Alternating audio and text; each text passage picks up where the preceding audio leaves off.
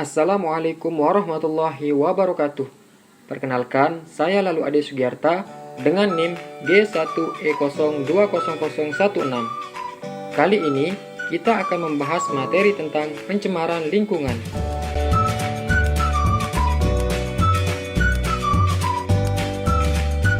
Apa sih pencemaran lingkungan itu? Mengutip dari situs resmi Kementerian Lingkungan Hidup Republik Indonesia, menjelaskan bahwa pengertian pencemaran lingkungan adalah memasukkan makhluk hidup, zat, energi, atau komponen lain ke dalam lingkungan, atau berubahnya tatanan lingkungan akibat kegiatan manusia dan proses alam. Penggunaan bahan bakar yang tidak baik dan masih mengandung timbal dapat menjadi penyebab pencemaran udara. Akibat udara yang tercemar berdampak bagi keberlangsungan hidup ekosistem, seperti tubuh kekurangan oksigen. Jika berlangsung lama, dapat menyebabkan kematian, efek rumah kaca, dan penipisan lapisan ozon. Untuk mencegah dan penanggulangan salah satunya bisa dengan melakukan reboisasi agar mengurangi kadar karbon dioksida di udara. Limbah rumah tangga yang langsung dibuang ke saluran pembuangan ini dapat menjadi penyebab pencemaran terhadap lingkungan air. Air yang tercemar limbah akan berdampak tidak bisa dimanfaatkan. Untuk pencegahan agar kualitas air tetap baik, pengelolaan industri wajib membuat unit pengelolaan limbah atau UPL, menggunakan pupuk buatan dan pestisida sesuai dengan dosis yang dianjurkan.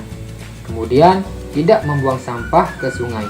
Penggunaan pestisida kimia dalam pertanian yang berlebihan juga dapat menjadi penyebab tercemarnya lingkungan tanah.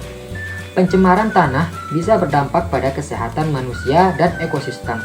Untuk pencegahan, bisa melakukan daur ulang sampah yang tidak bisa diurai, memisahkan sampah plastik dengan non-plastik. Sampah plastik bisa ditimbun dan tidak dibuang sembarangan. Salah satu pencemaran yang jarang kita dengar adalah pencemaran suara. Polusi suara atau pencemaran suara adalah gangguan pada lingkungan yang diakibatkan oleh bunyi atau suara yang mengakibatkan ketidaktentraman makhluk hidup di sekitarnya. Bunyi disebut bising apabila intensitasnya telah melampaui batas, yaitu 50 desibel.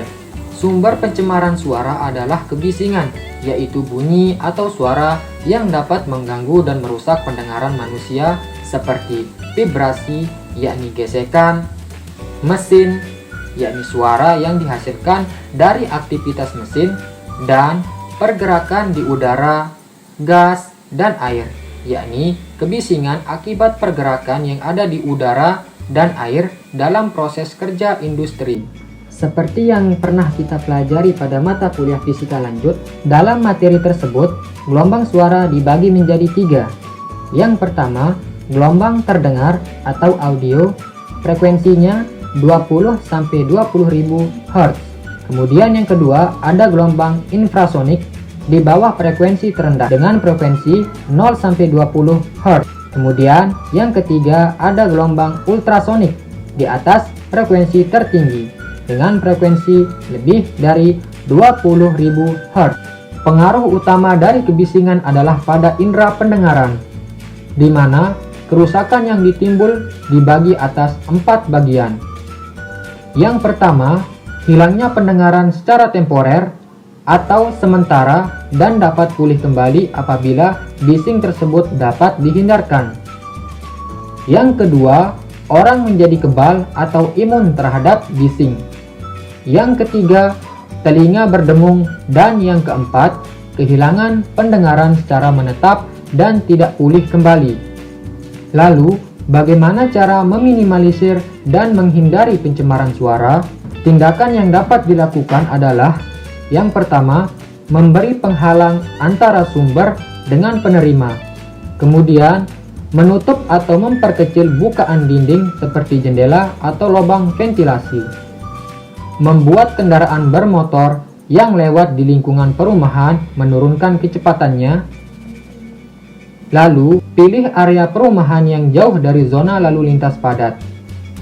Hindari penggunaan earphone dalam waktu lama dan dengan volume yang tinggi.